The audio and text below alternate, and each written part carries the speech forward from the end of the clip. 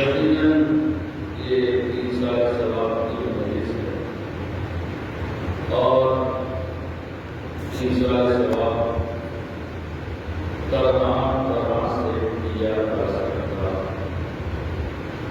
لیکن اب اہلیتوں اور اہلیت بیٹیوں میں خواص کا رہنا ہے۔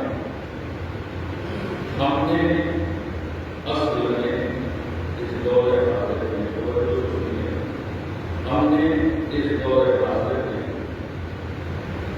ہماری سوچ یہاں تک پہنچ گئی کہ ہم تیسرا ثواب پیسہ خرچ کرنے کا نام ثواب سمجھتے ہیں۔ ہم تیسرا ثواب پیسہ خرچ کرنے کا نام کو سمجھنے لگے۔ اصل میں یہ تیسرا ثواب پیسہ خرچ کرنے کا نام نہیں ہے، اصل میں تیسرا ثواب نیت کا نام ہے۔ یہ تیسرا ثواب اب ہم سمجھتے ہیں بہت لوگ سمجھتے ہیں کہ جب تک 20-25 ہزار روپیہ خرچ نہ ہو جائے جب تک تیسرا ثواب نہیں ہو سکتا۔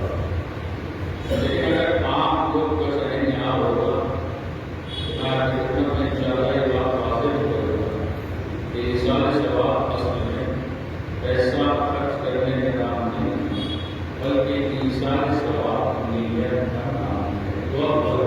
تیسرا ثواب نیت کا نام ہے۔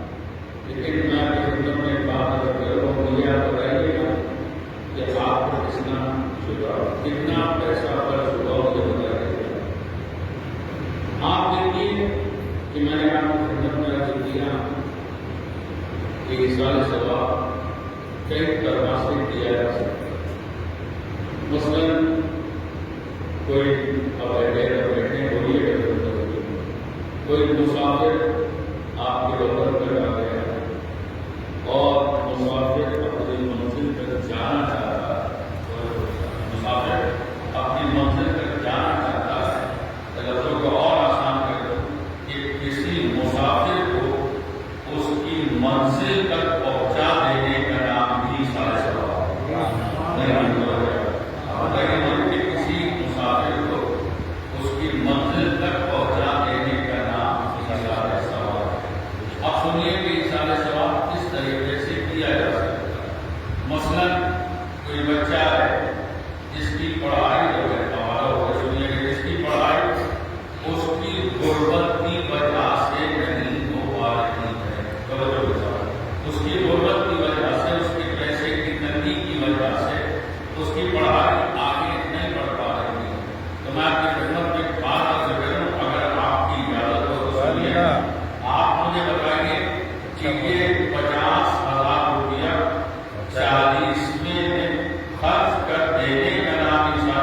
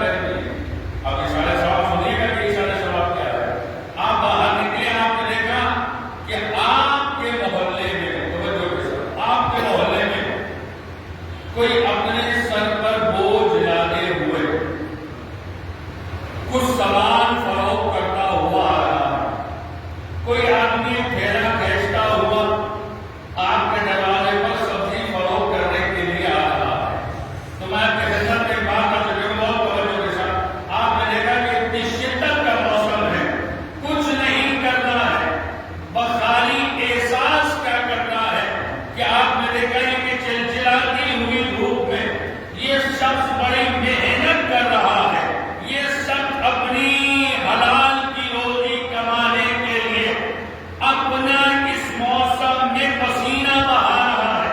تو اب آپ کو کرنا کیا ہے؟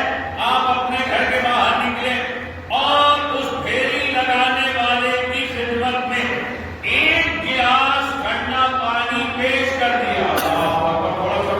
ایک گلاس ٹھنڈا پانی آپ نے اس کی خدمت میں پیش کر دیا۔ ابھی آپ نے صرف پانی دیا ہی تھا، بس جیسے ہی پانی دیا اس کی پیاس کو بجھایا۔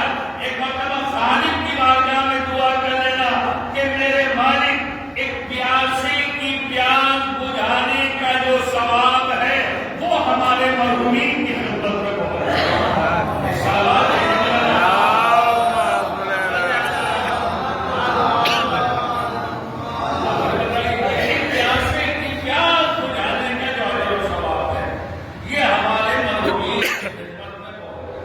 ابھی آپ اپنے محلے سے بہت توجہ کے ساتھ سنیے گا کہ یہ سارے سوال آپ اپنے محلے سے گزر رہے ہیں، بہت توجہ کے ساتھ اپنے محلے سے آپ گزر رہے ہیں، آپ نے دیکھا کہ ایک راستے میں بہت توجہ کے ساتھ ایک راستے میں بڑا سا پتھر پڑا ہوا ہے۔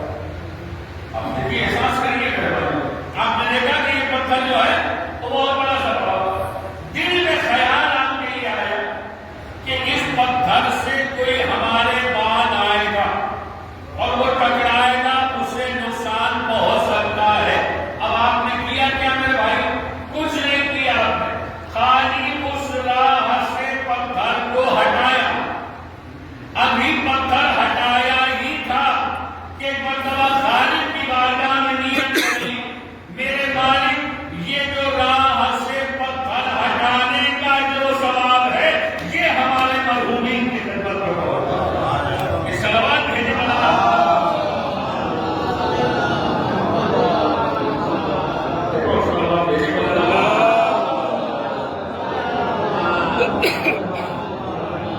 میں نے آپ سے کہا کہ اصل میں آپ کو ابھی آئے ہیں، میں نے پہلے ہی عرض کیا کہ ایصال ثواب جو ہے وہ پیسہ خرچ کرنے کا نام نہیں ہے بلکہ نیت۔ بے شک نیت ہماری درست ہونا چاہیے، اور یہ میری زبان نہیں ہے بلکہ ہمارے لکھنؤ کے مومنین کی زبان کہ ہمارے بزرگان ہم سے کہا کرتے تھے کہ بیٹا جیسی نیت ہوگی ویسی برکت ہوگی۔